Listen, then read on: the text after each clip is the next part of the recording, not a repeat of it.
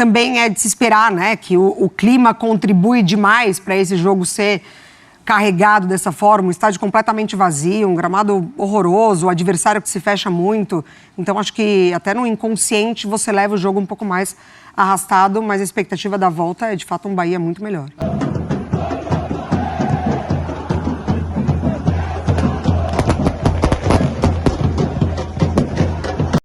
Salve, salve nação, saudações tricolor, nação, vamos para mais um corte aqui no canal, dessa vez vamos lá no canal, no programa da Sport TV, no programa Futebol 360, onde os comentaristas acabaram falando sobre a partida de ontem, o Bahia que jogou a sua segunda partida na fase da pré-Libertadores, e acabou trazendo um empate de lá, um empate com, como se dizer, foi um bom resultado, mas não foi o esperado que a gente estava esperando ver, na verdade, né? Não foi o que a gente esperava ver. A partida foi uma partida muito complicada, embora o Bahia não tenha sofrido, mas eu falo complicado porque o Bahia não conseguiu agredir bastante o time do Boston River, como a gente acreditou que fosse acontecer.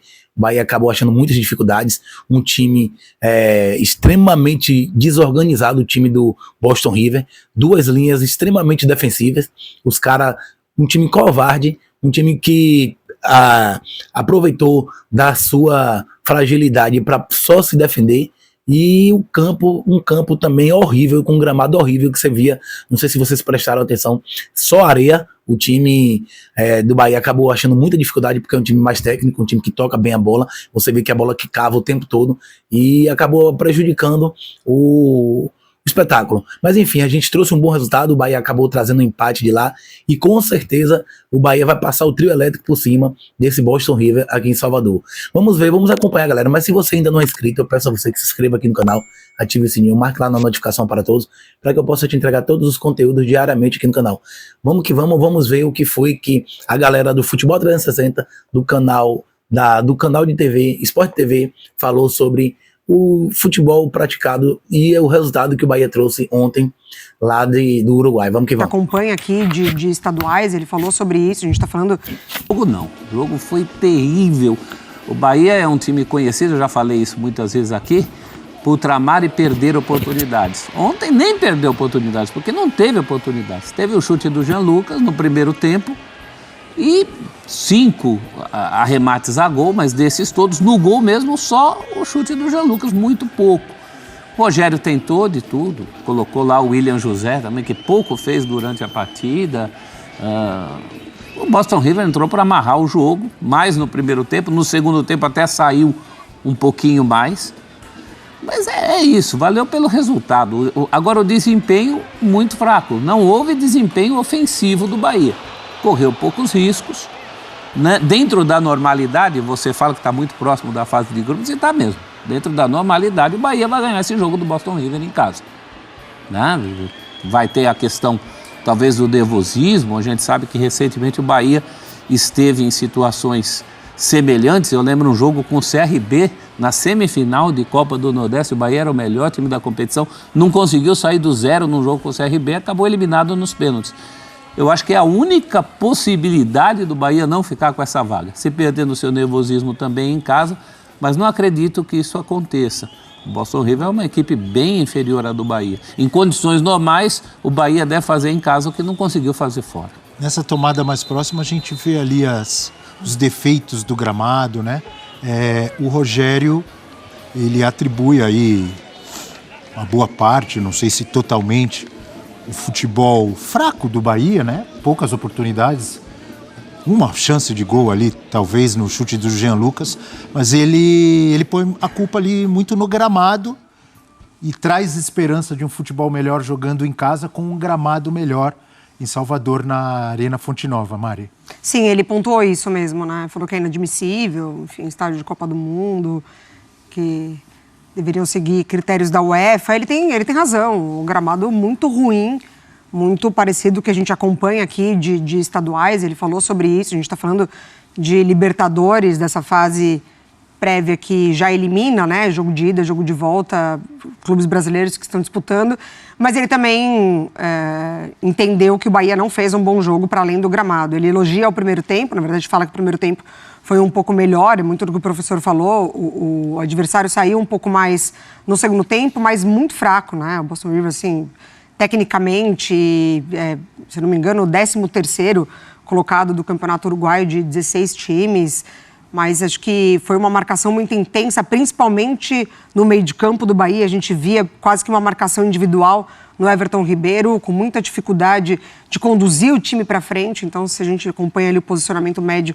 dos mais de 600 passes que o Bahia conseguiu trocar, não conseguiu, de fato, entrar na área do time adversário, não conseguiu explorar lados de campo, profundidade, ficou muito ali preso nessa marcação, tentando encontrar o Lúcio, Ademir e o Eric Pulga também sempre fechando por dentro, mas eu acredito muito no que o Rogério fala, que não faltou vontade, não faltou empenho, mas também é de se esperar, né, que o clima contribui demais para esse jogo ser carregado dessa forma, um estádio completamente vazio, um gramado horroroso, o adversário que se fecha muito. Então, acho que até no inconsciente você leva o jogo um pouco mais arrastado, mas a expectativa da volta é, de fato, um Bahia muito melhor. Acho que o gramado ajuda a explicar, mas ele não justifica tudo. Claro que não. Né? Não é que o Bahia tropeçou no gramado a cada tentativa. O Bahia teve muito pouca imaginação ofensiva. Mesmo naquele gramado ruim, poderia ter produzido mais? É verdade. Mas eu tento sempre, professor, Mari, Eugênio e amigas que nos acompanham, ser mais compreensivo quando pessoas ligadas ao futebol, jogadores ou técnicos, reclamam de gramados ruins. A gente tem que analisar. Será que é desculpa porque não jogou bem ou porque não ganhou? Mas o jogador de futebol, alguém ligado ao futebol, no caso um técnico, Rogério Ceni, apresentar, desempenhar, fazer o que tem que fazer num gramado ruim, para mim é a mesma coisa que eu chegar aqui com o microfone que é péssimo, com as câmeras com iluminação ruim, ou um médico no hospital que não tem os aparelhos, os instrumentos para trabalhar, ou qualquer outra profissão. Não tem como. O gramado é uma coisa essencial no futebol. E tem muito gramado ruim na América do Sul, no Brasil. Então, eu dou razão e compreendo o Rogério Ceni. Tá? Atrapalha. Agora, voltando ao jogo, ao futebol, as possibilidades do Bahia, Eugênio Leal, a sua análise do que aconteceu e do que pode vir pela frente. Eu fiquei preocupado, porque vislumbro para o jogo da volta um cenário muito parecido com o de ontem. Porque ontem o Bahia não enfrentou pressão de torcida, não enfrentou... o gramado. O gramado pode não estar uma maravilha, mas também não está esse absurdo todo, não, gente. Está na média do que vai enfrentar por aí. Não só na Libertadores, nas fases subsequentes, né? A gente torcendo que ele passe, como também enfrenta no Campeonato Baiano, vai enfrentar em Campeonato Brasileiro. A gente sabe como tem sido a média dos gramados por aqui. Inclusive, Eugênio, só lembrando que no Baiano, o Bahia tem que reverter. Ele perdeu a primeira para Jacuipense e agora vai jogar em Feira de Santana, no estádio Joia da Princesa. Vai esperar também. Não vai ter o melhor gramado do mundo. Não vai ter um tapete. Então, assim, é uma realidade do futebol. Eu acho que, além do gramado... É claro que o gramado, para um time técnico, né, como o Bahia, que procura construir a partir de toque de bola... Então, quando você tem que dar 2, 3 toques para dominar a bola, ajeitar, você vai perder capacidade criativa, porque vai facilitar a marcação adversária. Né? O ideal é que você tenha velocidade, tocou de primeira, sem precisar ajeitar muito e assim você imprime velocidade ao jogo. Mas o time do Bahia sabe que não é a realidade, não está jogando na Europa. Está jogando no futebol sul-americano, no futebol brasileiro. E precisa encontrar soluções para isso. E ontem mostrou uma carência muito grande de alternativas. Se deixou travar por um time que fez uma marcação muito firme, muito rígida. A gente falava aqui, né, ontem, do futebol uruguaio, que é um futebol sempre muito aguerrido, sempre muito competitivo, apesar de nem sempre ter as melhores equipes, de ter uma dificuldade econômica muito grande. Mas são times que estão acostumados a essa batalha de Libertadores. Libertadores tem muito disso. O nome não é à toa, Abel. O nome Libertadores da América homenageia aqueles responsáveis pelas guerras de independência da América do Sul, né, em relação à Espanha e Portugal. E essas guerras nunca foram travadas em condições assim, de superioridade, né? Sempre foram na base da luta, da estratégia, da resistência, da resiliência. Do sangue. Muitas vezes. E a Libertadores é muito isso, não é chegar aqui, eu vou deitar e rolar. Não, vai ter que ralar, vai ter que ter inteligência, vai ter que ter estratégia para superar. E ontem faltou um pouco disso ao Bahia. Claro que não é o desespero, porque o segundo jogo é em casa, vai ter a torcida a seu favor, o time adversário deve sentir um pouco isso, mas dentro do campo faltou estratégia.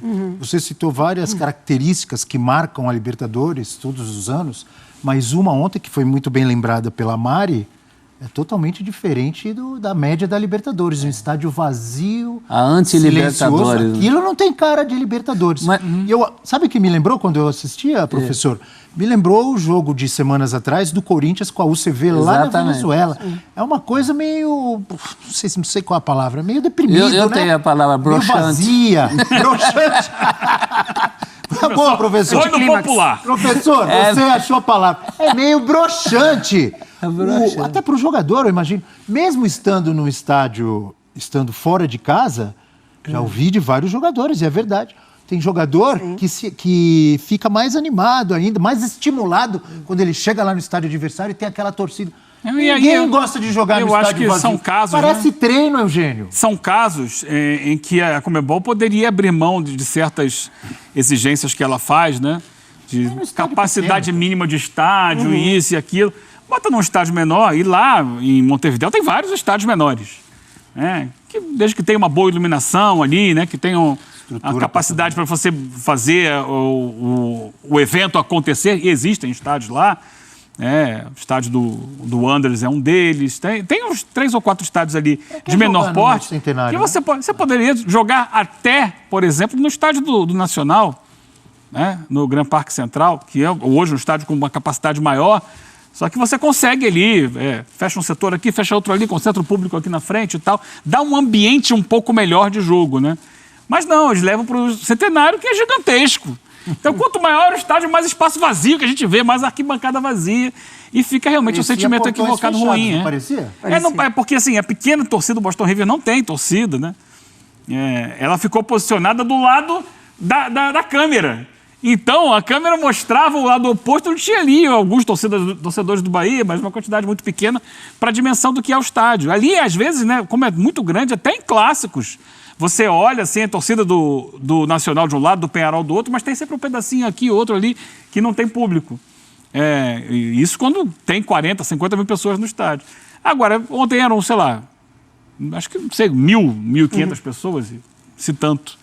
Aí realmente fica um elefante branco. Essa cultura dos clubes de bairro, locais, que a Argentina também tem. Só que os clubes argentinos, em geral, que disputam Sul-Americana e Libertadores, tem uma torcida minimamente maior do que a desses times uruguaios. Mas principalmente esses times uruguaios, se o estádio tiver iluminação, segurança, melhor, pelo menos nessas fases. A Conmebol devia falar, a capacidade maior de público a partir da fase de grupos.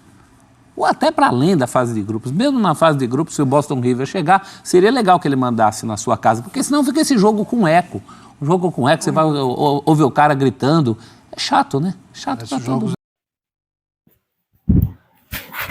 Tá aí, rapaziada, vocês viram aí que a galera do Futebol 360 também tá meio que na mesma sintonia, no mesmo pensamento que eu. Ontem eu vi alguns comentários logo depois do jogo, algumas críticas, torcedores já querendo colocar uma culpa em Rogério Ceni. Eu não vi culpa nenhuma de Rogério Ceni. Eu vi Rogério Ceni entrar com o mesmo time que entrou contra o The Strongest e achou dificuldade, primeiro pelo campo e segundo pelo esquema defensivo fragilizado do Boston River. Eu acho que o Bahia vai sim fazer uma última partida aqui em Salvador. Eu acho que o Bahia vai neutralizar completamente o Boston River. Se você viu no jogo de ontem, o Boston River não deu um chute a gol, imagine aqui em Salvador. E eu acho que o Bahia vai sim conseguir romper esse esquema defensivo do Boston River e vai ser logo no início do jogo. Eu acredito que sim, a gente vai ter um bom resultado. E você, me diz aí, galera, deixa os comentários aqui, o que é que você achou da atuação do Bahia, o que é que você achou das trocas de Rogério Ceni, o que é que você achou também dos comentários aí da Sport TV, do Futebol 360. Valeu? Tamo junto. Deixa os like. Não se esqueça de se inscrever no canal e até a próxima.